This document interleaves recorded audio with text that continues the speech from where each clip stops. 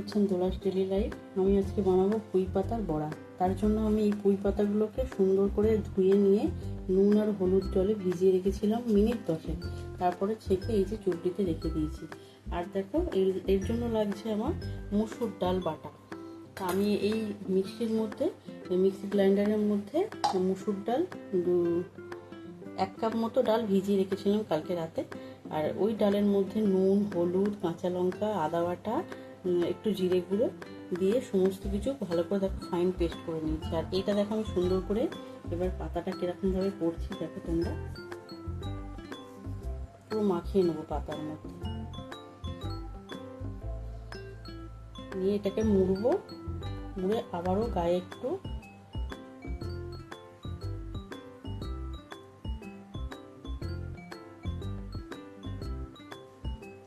লাগিয়ে দেবো। আর এখানে বসিয়ে দিয়েছি তেল, তোমরা দেখবে আসো একটা করে ছেড়ে দেবো। তেল আমার গরম হয়ে গেছে, নিয়ে নিচ্ছি আরও একটা পাতা। দেখো আবার ওই একইভাবে সাজিয়ে নিয়ে লাগিয়ে নিয়ে ভাঁজ করে নিয়ে এরকম করে গায়ে লাগিয়ে দেবো।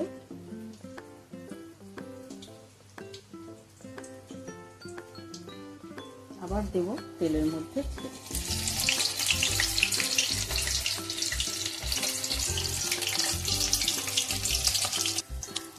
দেখো বন্ধুরা, আমি 4টে সুন্দর করে সাজিয়ে নিয়ে তেলের ওপর ছেড়ে দিই। আমি এবার এটাকে এক পিঠ উল্টে দেব। তো আমি এটা ফার্স্ট টাইম ট্রাই করছি, তাই তোমাদের সাথে শেয়ার করলাম। তোমরাও বানিয়ে খেও। আর যদি কেউ বানাও সেটা কমেন্টের মাধ্যমে জানিও যে কেমন লেগেছে খেতে। অবশ্যই তোমরা বানিয়ে খেও। আর এটা একটু ভাজা হোক, আবার আমরা ভাজার পরে তোমাদের কাছে।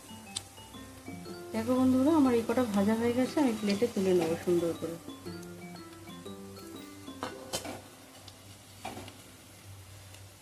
তোমাদের খেতে কেমন হয়েছে অবশ্যই আমরা এক্ষুনি জানিয়ে দেবো।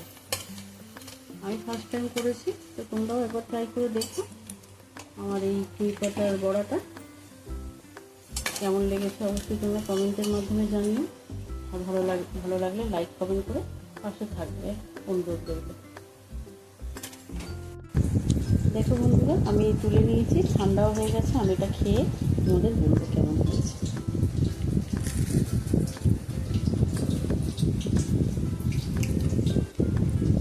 হেবি সুন্দর খেতে হয়েছে, ফাটাফাটি হয়েছে, দারুণ সুন্দর খেতে হয়েছে। তা তোমরাও বানিয়ে খেও, আর বানিয়ে খেয়ে আমাকে কমেন্টের মাধ্যমে জানিও।